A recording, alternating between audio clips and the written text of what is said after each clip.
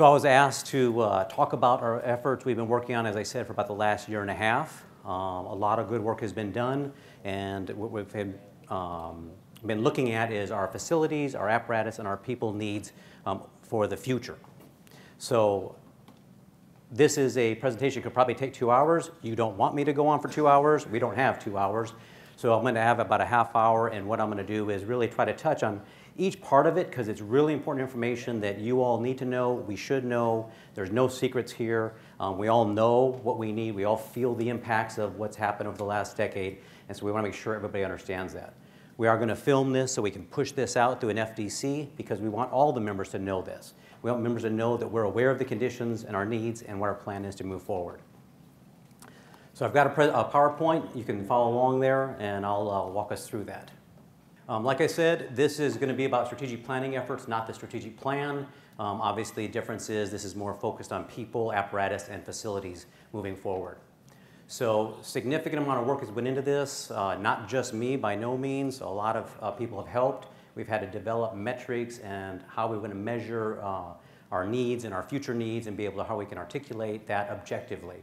So a lot of people have helped. I want to specifically thank the tech services folks. They're really doing a lot of good work for us every day behind the scenes for the department. But in this area, they really were helpful in creating these data metrics as we talk about and you've heard our more data-driven organization.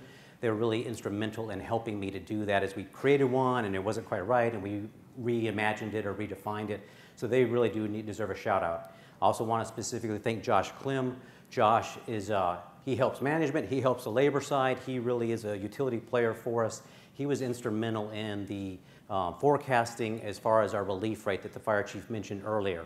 We did a 5-year look back of basically all of the times people are not able to work in the field, whether it be vacation, sick, industrial, training, whatever, to come up with our 22% relief rate. That is a key piece for us moving forward, something that probably we will be able to use forever to better understand our needs.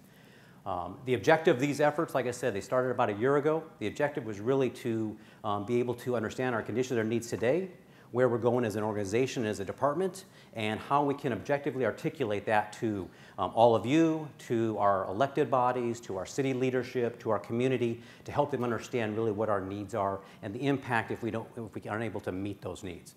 It's critically important that we strategically plan for our future, right? It goes pretty obvious for all of us in our environment. What we do, we have a strategy on the fire ground. If we don't know what that strategy is, we know our efforts are not in unison and we are working in different directions. It's no different here for this. For us as management and labor leadership, we need to have an idea where we're going. And for us, it's a 5, 10, 15, 20-year type strategy. It's important because the city of Phoenix is very large, obviously. Geographically, 550 square miles. There's things going on that I'll admit, we don't know everything's happening in the city of Phoenix up there, right? So there's things going on. We may not know where the growth is happening in the city, and we have to be thinking about that. Station 55 is a perfect example. We did not realize the impact it was having in that community until it became known to us, and then we could do something about it. So these efforts help us to prepare for that a little bit better. Also important because the city of Phoenix is obviously extremely large, and our procurement processes and our process in general are very cumbersome because we're so big. It takes time to get money, to get support, to buy a piece of property, to plan a station, build a station. So it's so important that we do this strategic type of thinking and planning on these specific needs. And then last, it must be comprehensive and data-driven. Again, we live in a world of data-driven. Really everything that we do is data-driven. And simply put, in the modern world we live in, if there isn't a metric attached to it, if we can't measure it, we can't get it. No longer is a subjective argument of, hey, we're the fire department, we need it, because we need it, we're going to get it. It just doesn't work that way anymore. We've got to be able to objectively measure something and show people what happens if we don't get it. So we have 5 fundamental goals in this process. As I said, develop specific metrics that can be utilized now and in the future to measure against, to see if we're having a positive or negative impact. Better understand where the department is today. We all know we need more, right? If you're working on a fire truck, if you're in a support section, if you're in an alarm room, you're feeling that. We all know that. But how do we really capture that? And then where are we going? How can we look at where we're going tomorrow? Influences that control that are internal right? We have the MRVs. We're looking at alternative transport, alternative care. Those are things internally we decide to do, and that shapes where we go, but also externally, right? Political body shapes where we go, budgets shape where we go, our customers certainly shape where we go, the fire service in general shapes where we go. So we've got to be able to factor all that in and help develop our forecast and our plan. Our other goal was we're going to develop a 5, 10, 15, 20-year forecast for apparatus, people, and fire station needs. So that way when someone asks, well, what do you need? How many fire stations do you need? We need to be able to say, as of right now, we say we need 7 fire stations. And that's the number we have right now. When someone asks us, that's what we're saying. We can tell you where they should be, why we need them, and the impact of what happens if we don't have them. And so it doesn't mean we'll get all 7, but we need to be able to answer that question. That's how we do this, having this as a goal. And then finally, we need to develop a plan to take all this information and how do we move it forward? How do we make it known? How do we try to have a positive impact on these needs that we have, the conditions that we've identified? So those were our goals that we identified and we worked on throughout this last year. So before we look forward, I want to take a quick look backwards. I think it's important that we do that. So as I said, you don't need me to stand here. You don't need the data to tell you that we need more people, more facilities, more fire trucks. We all feel that. Trust me, everyone up on the executive staff and the fire chief knows that. Union leadership knows that. Everybody working on a fire truck knows that. So there's really no debate about that. So what do we do with it, or how did we get here? So I think it's important to understand that many of our current issues were really outside of our influence or out of our control. So we think back 2008, we all know we had some of the worst economic conditions occur in the country. And so, we have fondly called that the Great Recession. It was just a little worse, or a little better than the Great Depression. But that situation created for Phoenix and Las Vegas the worst market conditions and the most value loss in a community throughout the country. So what that meant is executive leadership and the fire department management, union leadership, we weren't able to strategically plan. It wasn't that we didn't think we needed stuff, but we were fighting on the management side. They were fighting, I wasn't there at that point, but they were fighting for not how many positions are we going to give up positions, but how many are we going to give up, trying to reduce that negative impact. Labor leadership wasn't fighting the fight of whether we were going to give up people, it was how many people or furloughs were we going to take, or how much of a pay cut we were going to take. So labor leadership, management leadership was really fighting, their fight was there. Their fight was minimizing these negative impacts. So there wasn't much value in thinking strategically or trying to plan, because we were taking budget cuts every year. So to go and say, well, we need 5 more stations, well, they just laugh at us, right? That wasn't going to happen. So these conditions, the good work people were doing to save and minimize this negative impact, result in a situation where we just couldn't plan for it, and that's why we're here today. That's why we obviously have these deficits, but it really isn't the fault of anybody. People were still trying to do their best for the fire department on both sides. And like I said, this environment really created a situation where our capacity just couldn't keep up with the demand for our service. Because as you'll see in a few slides, calls for service, population continued to grow even in these worst times, or these bad times for us, so it continued to grow. So the good thing is our former great leaders like Pat and Chief Rossini and even Billy Shields and Bob Kahn and even Chief Kalkbrenner, they built capacity into the system. And so that allowed us to really weather this last 10 years. The fact is, though, that capacity has been eaten up, and so now we are getting down to where we're kind of getting to the bone, right? The fat has been used up. So we need to think about that and realize that. So now we'll look forward. So a methodology, real quick, and I know there's a lot of information, but I think it's important that you know that and see that and hear that to understand what we're doing and where we're at. It's a conversation anybody could have at any time. So our methodology, as we kind of assessed all this, was develop measurable, definitive metrics. I've talked about that. The metrics that we identified are response times. So just response times by using the NFPA standards, but also looking at the city as a whole. Where can we get within the response times? We can use Routeware. We know where we can and cannot make the standard response time. We also know where our response times, how they're doing. We measure that. We're looking at incident and unit activity. So historically in the fire service, right, we look at incident or calls for service, we see those trends, and that's the metric we all kind of use. Well, the new metric that we have identified and is a much better metric to look at what our workload is on us and our members is unit activity. And you'll see in a few slides how important this is and how much of a better metric it is. Because we all know there's many calls that get more than one apparatus or unit assigned to it. So we're not really counting that workload when we only look at incident totals. So you'll see the difference here, but that was a key metric that we can really start using to our benefit. Growth for the city, we know the city is growing, so we meet with planning and development quarterly to have an idea where the city is growing. Northwest, northeast, southwest, West Ahwatukee, downtown. We all know everything happening downtown, and everything there is, high-rise or multi-story construction, and the dynamic that plays on our response model. So we measure that, we're looking at that. Trends in the fire service, where's the fire service going? I talked about MRVs for us, community paramedicine, alternative transport, those types of things. How will those changes come and how will they impact us? And then lastly, the relief rate on this piece, and I'll describe a little bit more here in just a second, but this was key understanding what is our average absence rate every day. We're not talking about getting around to constant staffing. We would never get rid of that because obviously we have to address the average, not the highs and lows, but we need to make sure we have enough people and enough promoted people to address our needs out there. So those are the metrics we're really measuring and looking at. We needed to utilize standard definitions, and I know this seems simple maybe to this room, but it's really not. So even something as response time. So some people think a response time is from when you make a 911 call to a fire apparatus gets on scene. Some people think it's from when you leave the station till you get on scene. For us, we've defined it as when you get the call on that fire apparatus and you arrive on scene. That is our response time. That's now the language we're using. So when you ask for data or you see data, that's what we're measuring out there is that. We've standardized this. We've had identified critical EMS calls. What is that? It's not all ALS calls. Some ALS calls, the reality is if we don't make it in 5 minutes, the impact is probably not going to be life or death. But many ALS calls, we know it is. So I really want to define what are we measuring. We've done that. We've standardized these so it's consistent for us.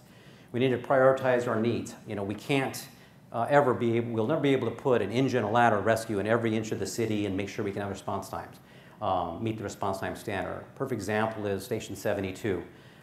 We'd love to be able to have rescue response time up there within the 9-minute standard. It's probably not going to happen because it's a high-risk, low-priority situation. They may only call for rescue once a week, and so you really can't do that if you have areas that would run 2,000 or 3,000 calls. We need to address that. So we had to prioritize a little bit. Assess staffing and existing staffing levels. Fire chief mentioned this earlier. This is where this relief rate comes in. Historically, as the fire chief said, we would hire 14 for 12 people on a new fire apparatus. Well, that was about a 17% relief rate. It's really a 22%. That's the average absence rate every day we see. And so if we start using that in our conversations, we now will ask for 15 people for Engine 55. We ask for 8 for Rescue 55. And probably as important, or maybe even more important, because we haven't been addressing this, is we ask for 4 captains and 4 engineers for Engine 55 instead of 3 captains and 3 engineers. We're building some margin into the system so we're not impacting the staffing every day. That will have a huge impact as well on the roving efforts and the roving issues that we see as well. We looked at our facilities capabilities. Simply, do we have enough room in the fire stations to put more apparatus, to put more people? Any talk to the apparatus placement committee, the fact is there's no more room for any apparatus any place we need it, right? The areas we have, it's not going to impact it in a positive way right now. So we looked at that. And then we assessed the conditions of the fleet. And so we did this using an industry standard point-based metric. It wasn't just simply it was 12 years old or 15 years old. We looked at each apparatus, we looked at the age, the mileage, the cost to maintain it, the downtime, those types of things. And we can come up with an accurate score to really say this is the condition of our apparatus and the condition of our fleet. So that's the methodology. I know it's a lot of stuff, but I think wanted you to at least hear it. So with this, what are our current conditions? Well, you probably won't find anything too surprising in here, but growth is exploding, is expected to continue, both up and out. I talked about that. 202 on the southwest part of the valley will be done here in the fall. That's going to be probably the big push in that Laveen southwest area because there's a lot of development happening out there. So we know that's the most pressing need right now as far as development, so we can focus our efforts down there and say, what fire stations? You can see here, as I talked about, even through these poor economic times and conditions since 2008, 2010, even then population continued to grow. So that equals, logically, an increased demand on our service. So we looked at that, we know that's happening. Demand for our service continues to increase, as I just said. And so on this, we looked at calls for service. This is the historical way the fire service looks at a metric we've used always. You can see it continually increased throughout the last 8 years. And if you notice from 2010 to 2018, about a 52,000 call for service increase over that 8-year period. Why that's important is this next slide. As I said, this is the real metric we want to start using, is our unit responses. So you can see, obviously, unit responses have went up, but if you look at 2010 to 2018, we had 52,000 calls for service total. When we looked at total calls for service, we had 85,000 more unit responses in that same period. So we had a much more significant workload demand on our system in that same period using this metric. Again, very objective, very honest, hard for anybody to debate that with us. Our members are working harder than they were before, and we can see it and we can articulate that very easily right there. So this is a really key metric that we've developed here. Looking at response time capabilities, again, the NFPA standard for a first EALS engine is 5 minutes from dispatch to on scene. For a fire, it's 5 minutes, 20 seconds, and the remainder of the balance of that assignment is 9 minutes and 20 seconds for your BC, your ladder, your rest of your engine companies. You can see our response times. Interesting, we had a little bit of dip there in a few years, but really since 12, 13, we've steadily increased. This is for our critical EMS calls or EMS calls here. The standard is that dotted line across the bottom of the 5 minutes. You can see where we're at. Again, we would anticipate with call volumes going up, with population going up, with growth in the city, we would expect that. But this is a good metric. We can see what direction we're going. Not surprisingly, on our fire calls, we do actually pretty well making response times. Obviously, we're going to be a little more aggressive. We all appreciate that. I don't think that's an expectation we could have on every call realistically. It'd be hard to maintain that pace, I would think. But you can see the light blue on the left side is our first engine on scene, the standard and where they're at. The dark blue taller column is the remainder of the assignment. So you can see, interestingly, on fires as well, we saw that same dip in that 2010 era out there. But you can see our trend line on response times is going up. The impact of not having enough stations, enough people, does have an impact on our service delivery. Looking at the fleet, both in quantity and condition, obviously it's pretty obvious, I guess, but as the condition of the fleet goes down, the numbers need to go up because those apparatus are in the shop longer, they break down more. If any of you are out working in the field, you appreciate that, I'm sure. And so it really does tie to the condition of the fleet. If you look at this, so using that industry standards I talked about, you can see that our pumper fleet, 66% scored in that, basically due for replacement or fair to poor condition. Our ladders, 77%. Our rescues, 56%. And the light duty and really the remainder of the fleet, utility trucks and such are mixed in here, are at 78%. So our fleet is aged. Our fleet does have issues. We know that. We're aware of that. And we can clearly show that objectively to anybody that will listen and is listening. Looking at our facilities, as I said, simply there's no more room in the inn, right? There's no more room for apparatus or people in our fire stations where we need them. That's the bottom line, so that means we need to build more stations. We have to increase the number of stations or replace stations that are in key areas like Station 7 with a station that will allow us to have enough apparatus, enough people in that station. Easily and objectively can show that. And then lastly, current staffing levels are not adequate to meet our current requirements. Whether we're talking in the operations section where we have minimum staffing levels, NFPA standards, this is where the 22% relief rate comes in. We know we need more total bodies and we need more promoted captains and engineers. Whether alarm room, obviously we know the metrics show us there that we need more people in the alarm room and in the support sections as well. Obviously training needs more bodies, whether it be training or fire prevention or tech services or EMS. All the sections know and do need more, and we've assessed that and we have put this together as far as what those needs are and what we can do with those people, extra people.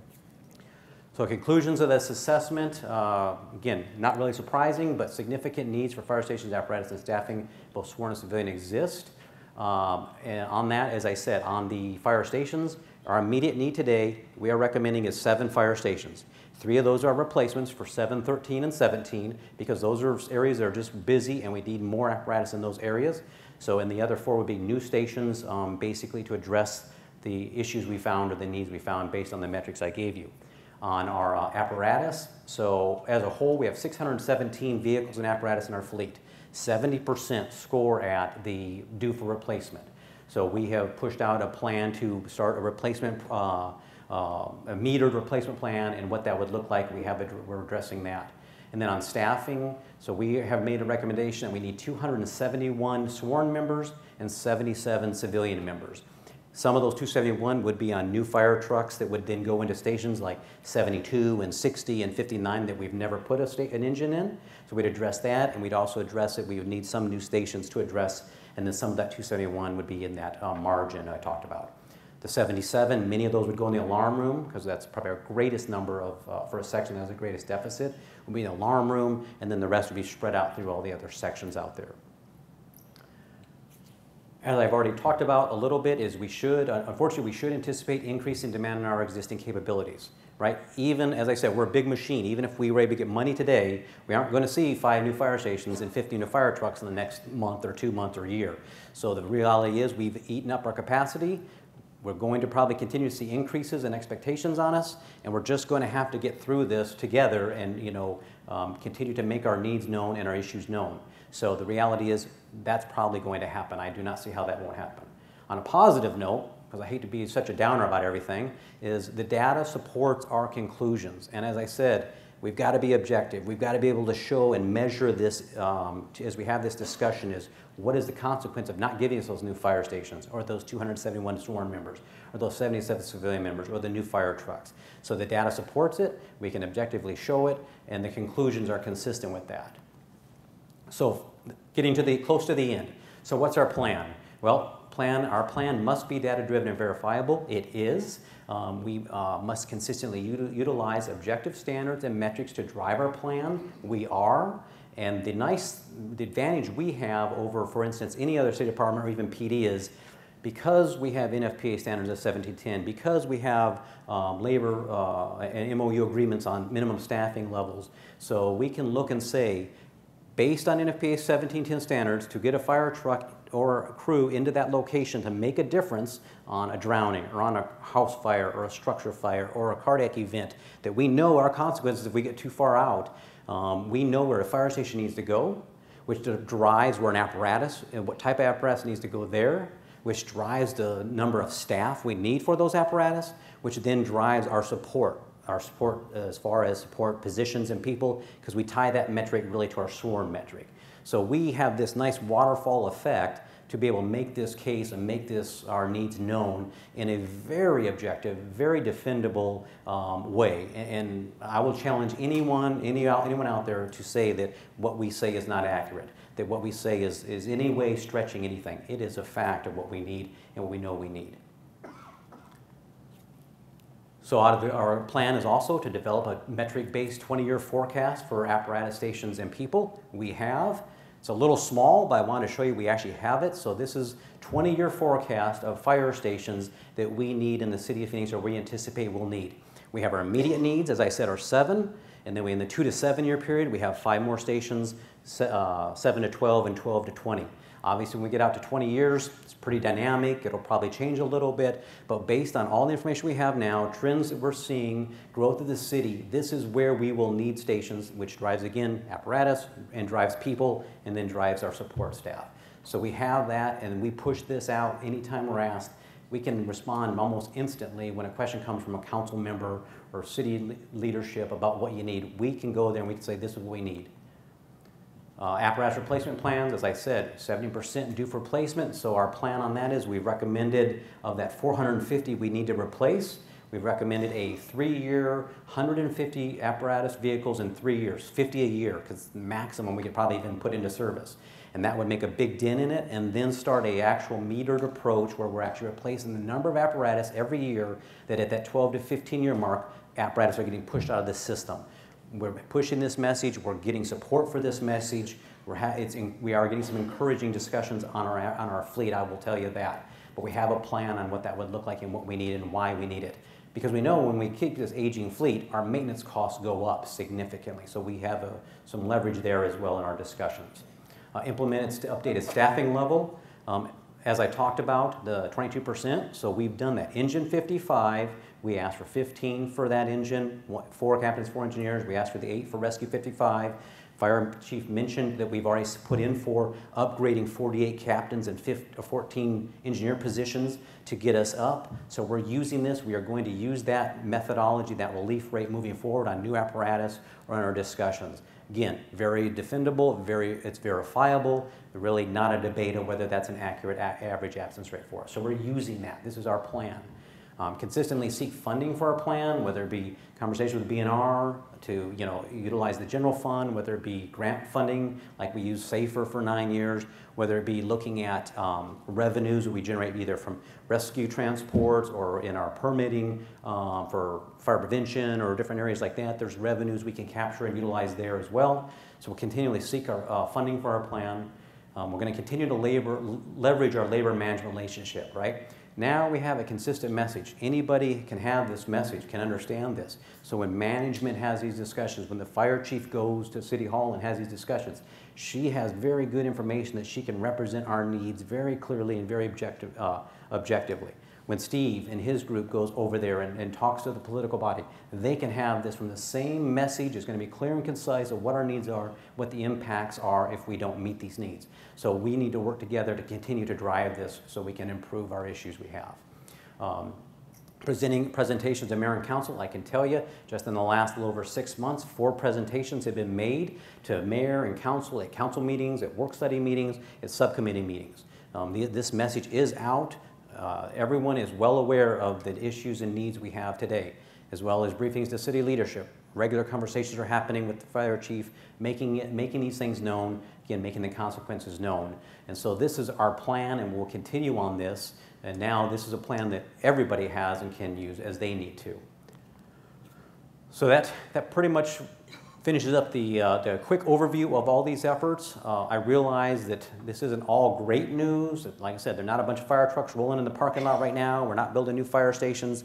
But until we really develop this foundational piece of our conditions today and a plan moving forward and be able to articulate that, we really can't impact it to the level we probably would want to. So I will be glad to answer any questions. If you want any of this information or if you want clarification, you certainly can reach out. The members as well, they'll see this video. This is not a secret. This is not something we're hiding from anybody. Fire chief and the executive team and certainly the labor leadership, everyone knows the issues we're facing, right? These are the issues. We're not hiding it. We're not trying to sugarcoat it. This is it. And we have a plan how we're going to address it and how we're going to fix it. And this is stuff we can use as we move into this modern world. This is the new environment we live in, right? But this is how we can be successful in addressing these needs.